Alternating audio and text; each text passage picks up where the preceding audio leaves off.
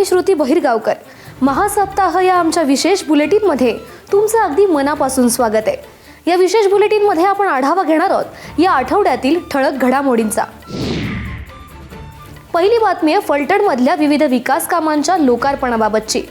फलटण शहर आणि तालुक्याच्या सर्वांगीण विकासासाठी विविध विकास कामांचं भूमिपूजन आणि लोकार्पण सोहळा मुख्यमंत्री देवेंद्र फडणवीस यांच्या हस्ते पार पडला. नीरा देवधर योजनेच्या दुसऱ्या टप्प्याचं काम, ग्रामीण भागातील नव्या पोलीस स्टेशन आणि पोलीस वसाहतीचं उद्घाटन तसंच विविध रस्त्यांच्या विकास कामांचं भूमिपूजन अशा अनेक विकास कामांचा यात समावेश होता. काही लोक सांगतात लाडकी बहीण योजना बंद होणार.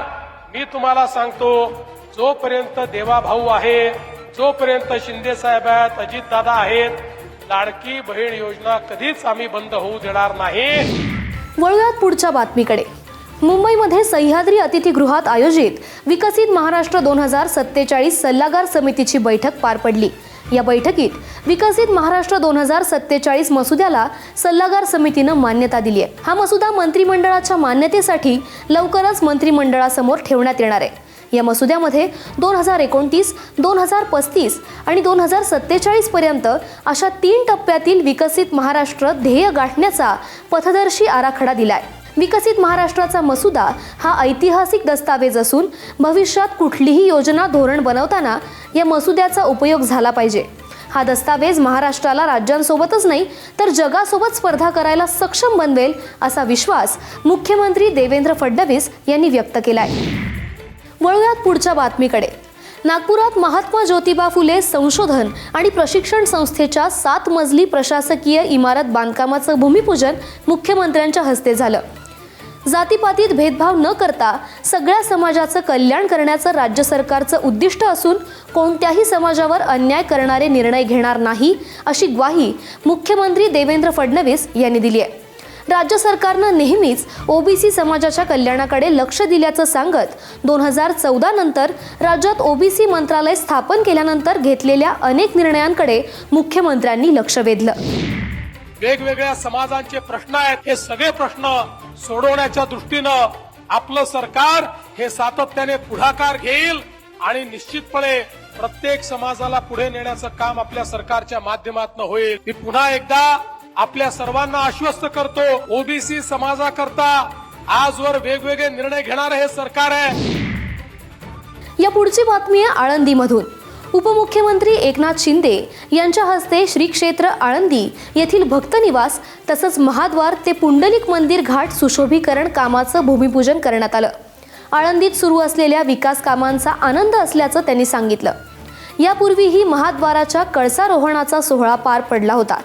आज झालेल्या भक्तनिवासाच्या भूमिपूजनामुळे लवकरच उत्कृष्ट दर्जाचं भक्तनिवास उभं राहील आणि वारकरी बंधू भगिनींना त्याचा लाभ मिळेल असा विश्वास उपमुख्यमंत्र्यांनी व्यक्त केलाय. कार्तिकी 2 तारखेला आहे आणि त्यामुळे या सगळ्या पार्श्वभूमीवर हे चांगलं काम विकासाचं या ठिकाणी सुरू होतं आहे. यापूर्वी देखील मी आळंदीला अनेक वेळा आलो. अगोदर आपण त्या महाद्वाराचं भूमिपूजन केलं, कलशारोहण झालं. आजचा मला आनंद आहे की आज भक्तनिवासाचं भूमिपूजन होतं. चांगल्या एक दर्जाचं भक्तनिवास होईल, चांगला एक दर्जाचा घाट होईल आणि सर्व आपल्या वारकरी बांधवांना त्याची सोयीसुविधा. इंद्रायणी प्रदूषणावर देखील काम सुरू आहे आणि त्याचा फार मोठ्या प्रमाणावर आपण त्याला शासनाने गांभीर्याने घेतलं आहे. वळूयात पुढच्या बातमीकडे. पुण्यातील पाषाणमधील पोलीस संशोधन केंद्रात पोलीस स्मृती दिनानिमित्त उपमुख्यमंत्री अजित पवार यांनी देशाच्या सुरक्षेसाठी सर्वोच्च बलिदान देणाऱ्या शूर पोलीस जवानांना पुष्पचक्र अर्पण करत त्यांच्या बलिदानाला जनरल सॅल्यूट देऊन भावपूर्ण श्रद्धांजली वाहिली.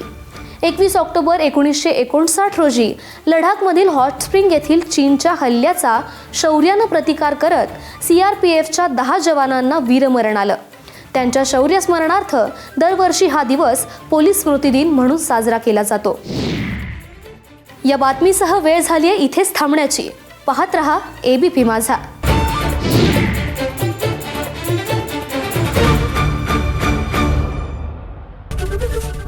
ABP माझा, उघडा डोळे बघा नीट.